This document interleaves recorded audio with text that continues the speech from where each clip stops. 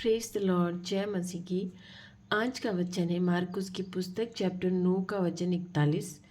जो कोई एक कटोरा पानी तुम्हें इसलिए पिलाए कि तुम मसीह के हो, तो मैं तुमसे सच कहता हूँ कि वह अपना प्रतिफल किसी रीति से न खोएगा। आमीन। प्रभु यीशु के सुंदर वचन के लिए उनका कोटि कोटि नमन। आज का जो वचन प्रभु ने हमें दिया है वो ये है कि जो कोई परमेश्वर में विश्वास करने वालों की सहायता करता है, जैसे कि वो उसे अगर पानी भी पिलाता है, तो वो अपना प्रतिफल किसी रीति से न खोएगा। परमेश्वर में मेहनत करने वालों की यदि हम मदद करते हैं, यदि हम उनकी सहायता करते हैं, तो वो परमेश्वर हमारा प्रतिफल हमें अवश्य देगा। हम परमेश्वर के जन हैं, लेकिन हमारे जैसे भी बहुत सारे लोग हैं जो प्रभु के प्रचार प्रसार, प्रभु के सुसमाचार के प्रचार प्रसार में लगे हुए हैं। आप देखते नहीं हैं, सड़कों पे भी लोग खड़े होकर प्रभु के प्रचार प्रसार में लगे हुए हैं। इसीलिए तो परमेश्वर कहता है कि यदि तुम एक कटोरी पानी भी मेरे मानने वाले, मेरे चाहने वाले, मेरी राह पे चलने वाले, मेरे सुसमाचार का प्रचार करने वालों को तुम पिलाते हो, तो तुम अपना प्रतिफल कभी ना खोओगे। तुमने जो मेहनत की है मेरे लोगों के लिए, मेरे लोगों की आत्माओं को बचाने के लिए, तो वो परमेश्वर हमारे प्रतिफल को रख छोड़ेगा। वो उसे हमें ही देगा, किसी और को न देगा। क्योंकि प्रभु ने जो कहा है कि जो मेरे छोटे से छोटे काम को भी करता है वो बहुत ही विश्वास योग्य है। परमेश्वर के लिए यदि हम छोटा काम भी करते हैं, यदि हमारा किसी ने बुरा किया है, हम उसे क्षमा करते हैं, तो भी वो ज़रा सा काम है, वो प्रतिफल हमें देगा। यदि हम किसी पे दया करते हैं, वो भी परमेश्वर हमें प्रतिफल देगा। किसी पे करुणा करना, किसी की मदद करना, भलाई करना, यदि हमारे पास कुछ देने को है, तो परमेश्वर कहते हैं अपने पड़ोसी को यदि वो मांगने आया है और तुम्हारे पास है, तो उसे ये ना कहना कि तू कल आना। ऐसा कभी नहीं कहना, क्योंकि वो कितनी उम्मीद से आया होगा। जब हम प्रभु के पास आते हैं, कितनी उम्मीद से आते हैं। क्या परमेश्वर हमसे ये कहते हैं कि तू कल आना? वो हमसे कभी ऐसा नहीं कहते हैं। वो हमें धीरज धरने को कहते हैं कि धीरज धरो। लेकिन हमें भी परमेश्वर की राह पे चलना है, हमें उस मसीहा की राह पे चलना है, उसके जैसे पवित्र बनना है, उसे स्मरण करना है, अपनी इच्छाओं को, अपनी कल्पनाओं को, अपनी ताकत, अपनी शक्ति, अपने सामर्थ्य को, अपने धन दौलत, मन तन, सबको उस परमेश्वर को समर्पित करना है। तो हमें उसका प्रतिफल अवश्य मिलेगा। हम मनुष्य हैं, हम परमेश्वर नहीं बन सकते, उसकी राह पे चल नहीं सकते। हम उसके मार्ग को पकड़ सकते हैं, लेकिन उसके मार्ग पे चलना कितना सकरा है, उसके मार्ग पे जाना बहुत ही सकरा है। परमेश्वर का मार्ग बहुत सकरा है जो धर्मियों के लिए है। जो धर्मी वहाँ पे छलनी से छान छान के जाते हैं।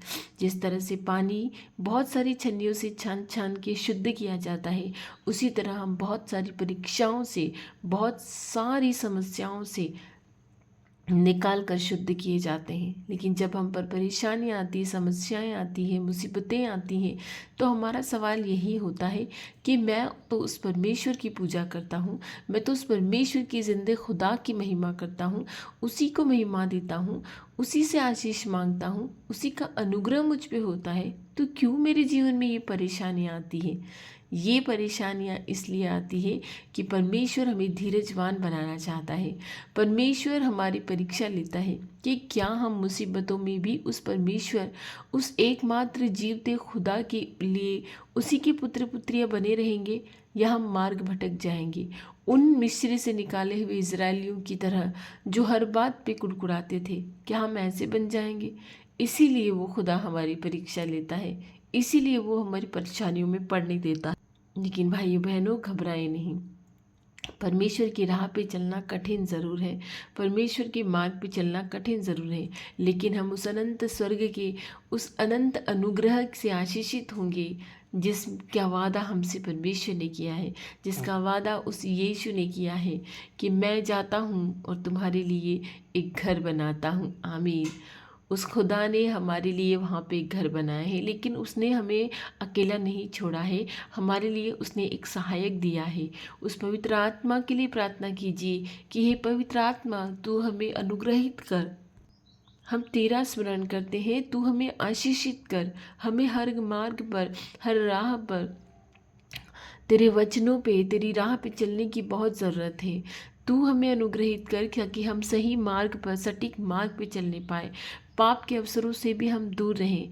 प्रार्थना कीजिए, वो पवित्र आत्मा हमें अवश्य ही मिलेगा, अवश्य ही भरपूर और अनुग्रहित मात्रा में मिलेगा। ऐसी मात्रा में मिलेगा कि हम उस परमेश्वर में लीन हो जाएंगे, उस परमेश्वर की दिन रात दुहाई देंगे, उस परमेश्वर को पाने के लिए हम तरसते रहेंगे और वो परमेश्वर हमें अवश्य मिलेगा। इसीलिए तो यीशु कहता है कि तुमने जो छोटे से छोटे के लिए जो मेरा है उसके लिए तुम करते हो, तो तुम मेरे लिए करते हो, और तुम्हें स्वर्ग में और इस धरती पर रहते हुए भी वो आशीष अवश्य मिलेगी। वो परमेश्वर भला है, वो परमेश्वर भला खुदा है, वो जलन रखने वाला खुदा है। यदि हम उस पर विश्वास करते हैं तो हमें किसी और पे विश्वास नहीं करना है, क्योंकि दूसरा खुदा है ही नहीं, दूसरा परमेश्वर, दूसरा मसीहा इस संसार में है ही नहीं। वो एक ही है, वो एक ही था और अनादिकाल तक वह एक ही रहेगा, अनंत काल तक वह एक ही रहेगा। उस खुदा में विश्वास कीजिए। हम जब उसके लिए छोटे से छोटा काम भी करते हैं तो वो हमें आशीषित करता है, वो अपनी महिमा से मंडित हमें करता है, वो हम पर दया करता है। इसलिए यदि परमेश्वर में विश्वास रखने वाला कोई भाई बहन आपके साथ प्रार्थना करता है तो उसकी भलाई करना ना छोड़िए। आपके साथ नहीं भी रहता है, जिस तरह से जब एक व्यापारी यरूशलेम से यरीहो जा रहा था और उससे गुंडों ने, डाकुओं ने लूट लिया, और जब परमेश्वर से पूछा गया है कि मेरा पड़ोसी कौन है, तो उसने उससे कहा कि याजक वहाँ से गुजरा, लेवी वहाँ से गुजरा, लेकिन एक सामरी ने उस व्यापारी की मदद की, उसे सराय में ले गया, उसके घाव पे उसने तेल लगाया और उसकी रक्षा की, उसे बचाया। वो उसका सच्चा पड़ोसी है। हम जिन लोगों को नहीं भी जानते हैं हम उनके लिए भी प्रार्थना करें, उस परमेश्वर से दिन रात उनके लिए प्रार्थना करें। हम नहीं जानते हैं इस संसार में बहुत सारे लोग हैं जो भी परेशानियों में हैं, दुखों में हैं, बीमारियों में हैं, मुसीबतों में हैं। हम सबके लिए प्रार्थना करते हैं, क्योंकि हर एक मनुष्य को परमेश्वर ने गढ़ा है। वो मनुष्य इस धरती पर आने के बाद न जाने किसको जपने लग गया, न जाने कौन सी पत्थर की मूर्तियाँ बना के उसकी प्रार्थना, उसकी अर्चना करने लग गए। लेकिन हम तो जिंदा खुदा को जानते हैं ना, हम उस जिंदा खुदा से उन लोगों के लिए प्रार्थना कर सकते हैं, क्योंकि आत्माओं को बचाना हमारा काम है। जिस तरह से हम हमारी आत्माओं को बचा रहे हैं, दूसरी आत्माओं को बचाना भी हमारा काम है। हम उन्हें एक बार शिक्षा दे सकते हैं, उस परमेश्वर के बारे में बता सकते हैं, वीडियो शेयर कर सकते हैं, वचनों को शेयर कर सकते हैं। इस गैजेट के द्वारा भी हम प्रार्थनाओं को शेयर कर सकते हैं। हमारा काम है, वो हमें करना चाहिए। उसके बाद में वो उनकी इच्छा है कि वो माने या ना माने, लेकिन हमें प्रभु के बारे में उनको ज़रूर बताना चाहिए, क्योंकि जब तक हम उन्हें शेयर नहीं करेंगे हम उनके पड़ोसी कैसे बनेंगे। जब तक हम प्रभु के बारे में नहीं बताएंगे हम उनकी आत्माओं को कैसे बचाएंगे। हमें प्रभु के बारे में उनको बताना है, जो लोग अनजान हैं, जो नहीं जानते हैं। हाँ, हम जानते हैं कि आजकल इस संसार में हिंदू राष्ट्र हो रहा है, लेकिन परमेश्वर ने कोई जाति नहीं बनाई, कोई धर्म नहीं बनाया, मनुष्य ने बनाया है। कहाँ लिखा है कि मैं हिंदू हूँ, कहाँ लिखा है मैं ईसाई हूँ। हम सब उस जिंदा खुदा की संतानें हैं जिसने हमें बनाया है। हे और उस भले परमेश्वर का कोटि कोटि नमन, कोटि कोटि धन्यवाद। जितना धन्यवाद दे, जितना आशीष दे, जितना उसका सम्मान करे, जितनी हम उससे आशीष मांगे, जिससे जितना उसे महिमा दे, वो कम है, क्योंकि उसने हमें दुनिया की भीड़ से चुनकर अलग किया है। भाइयों बहनों, हम भी उस भीड़ में भेड़ों की तरह चले जा रहे थे, जिसके चरवाहे का कोई पता नहीं है। उस भीड़ की तरह चले जा रहे थे, मूर्ति पूजा करना, बहुत सारे कर्म कांड करना, गलत कार्य करना, ये सब कुछ हम भी तो कर रहे थे ना। लेकिन हमें उस परमेश्वर ने चुनकर अलग कर दिया, नाम लेकर बुलाकर अलग कर दिया, अपने सुंदर वचनों से उसने तृप्त कर दिया। वो भला खुदा है। इसीलिए उस भला खुदा की हमेशा अनुग्रह में बनी रहिए और अपने पड़ोसियों की मदद करना ना भूलिए, जो परमेश्वर की अनुग्रह में चलते हैं, जो परमेश्वर पे विश्वास करते हैं। आइए आज हम सब मिलकर उस जिंदा खुदा से प्रार्थना करें, इस सुंदर वचनों के लिए उससे प्रार्थना करें और अपने जीवन की सारी समस्याएं उसे चढ़ाते हुए उससे प्रार्थना करें कि प्रभु हमारी सुधि ले, हमारी प्रार्थनाओं को सुन। धन्यवाद धन्यवाद धन्यवाद मेरे खुदा, मेरे परमेश्वर, मेरे यीशु, मेरे मसीहा, हमारी प्रार्थनाओं को सुन प्रभु, हमारी सुधि ले परमेश्वर। हर बीमार को इसी क्षण इसी समय छूकर तू चंगा कर दे प्रभु, क्योंकि तेरी तुझसे प्रार्थना करने में बहुत ही सामर्थ्य मिलता है, बहुत ही हम शक्तिशाली महसूस करते हैं, बहुत ही अनुग्रहित महसूस करते हैं, आशीषित महसूस करते हैं। हे मेरे भले खुदा, जो इस समय बहुत ही एनीमिया से परेशान है, जो डिप्रेशन में है, जो फ्रस्ट्रेट हैं, जो टेंशन में है, जो परेशानियों में है, जिन पर बहुत तरह के आरोप लगा दिए गए हैं, जिन्होंने वो कांड किए भी नहीं हैं मेरे भले खुदा, तो इसी समय उनकी परेशानियों से उन्हें बाहर निकाल प्रभु। जिनके शरीरों में गांठें हो गई हैं, जिनके पेट में अल्सर हो गए, जिनके सीने में अल्सर हो गए, जिनके फेफड़े खराब हो गए, जो एनीमिक हो गए हैं, हे मेरे भले परमेश्वर, मेरे मसीहा, उन पर दया कर प्रभु।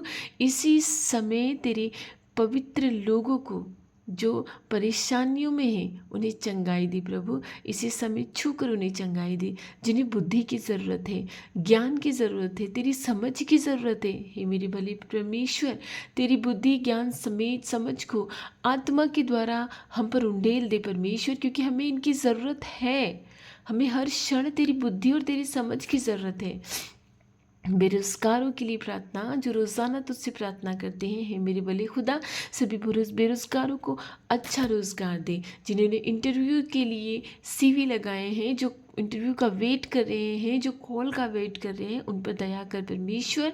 और जो जिनका इंटरव्यू है उन पर दया कर कि वो तुझे स्मरण करते हुए अपनी कल्पनाओं को सिद्ध करने पाए परमेश्वर, क्योंकि संसार में जीने के लिए तेरे वचनों के साथ साथ इन सांसारिक चीज़ों की भी ज़रूरत है। तू जानता है कि हमें क्या चाहिए, तू जानता है परमेश्वर, और तू वही सब चीज़ें हमें देता है जो हमारे भले की है। हे मेरे भले खुदा, हे मेरे भले परमेश्वर, तू महिमा से मंडित परमेश्वर है, तू एक ऐसा परमेश्वर है, तू एक ऐसा बादशाह है कि तेरे समान ऐसा कोई भी बादशाह नहीं है। जिस तरह से वो एक गीत है कि इंसान क्या है जो तू इससे प्यार करे, इंसान क्या है परमेश्वर कि तू उससे प्यार करता है। तूने अपने आप को उसके लिए शून्य कर दिया, इस धरती पर मनुष्य रूप पहन कर आया और इस धरती पर इतनी घोर पीड़ा सह कर तूने अपने जीवन को त्याग कर तीसरे दिन वापस जिंदा होकर सदा के लिए अमर हो गया परमेश्वर। इंसान क्या है परमेश्वर कि तुझसे इतना प्यार करता है, और हम मनुष्य क्या है कि तुझसे प्यार ही नहीं करते, पाप करते हैं, पापी बने रहते हैं। ये मेरे भले खुदा, मैं नहीं जानती प्रार्थना कैसे करते हैं। जिस तरह से मुझे प्रार्थना आती है मैं प्रार्थना करती हूँ, जिस तरह से मुझे लगता है कि मेरा प्रभु मेरी बातों को सुनता है, मैं वह सब कुछ करती हूँ परमेश्वर। मैं एक प्रोफेशनल प्रार्थना करने वाली पास्टर नहीं हूँ, लेकिन मैं तेरी संतान हूँ, मैं जानती हूँ मैं तेरी संतान हूँ, और जिस तरह से मैं कर पा रही हूँ लोगों को तेरे सुसमाचार का प्रचार कर पा रही हूँ परमेश्वर। लेकिन हमें बुद्धि दे प्रभु, हमें ज्ञान दे कि हम और भी अच्छी तरह से तेरी प्रार्थनाओं का, तेरे सुसमाचार का प्रचार करने पाएँ, लोग चंगे होने पाएँ, लोग तेरी ओर उमड़ने पाएँ, तेरी ओर प्रवाहित होने पाएँ परमेश्वर। क्योंकि जिस तरह लिखा है कि अंत के दिनों में लोग दाऊद को ढूंढेंगे और जाति से जाति सियोन की ओर बढ़ के आएगी। हर घर सियोन बन जाए परमेश्वर, हर घर सियोन बन जाए, हर घर एक पवित्र मंदिर बन जाए जिसमें तेरा वास हो। ये सब कुछ तेरे अनुग्रह से होगा, ये सब कुछ जब तू चाहेगा होगा परमेश्वर। आज की सारी प्रार्थनाएं मैं तुझे चढ़ाती हूँ प्रभु, और तुझसे मांगती हूँ कि आज हमारी रक्षा करना, हमारे खत्तों को आशीष देना, आने जाने में हमारी रक्षा करना, हमारी वाणी पे, हमारे वचनों पे तू विराम लगाना कि हम किसी को कुछ गलत न बोलने पाए, किसी के बारे में कुछ गलत न सोचने पाए, और तेरे लोगों के साथ हम अच्छा सा व्यवहार करने पाए। चाहे हम एक कटोरी पानी ही उन्हें पिलाएं, लेकिन अच्छा व्यवहार करने पाए। मैं सारी प्रार्थनाएं तेरे पवित्र नाम से मांगती हूँ, यीशु के नाम से मांगती हूँ, आमीन।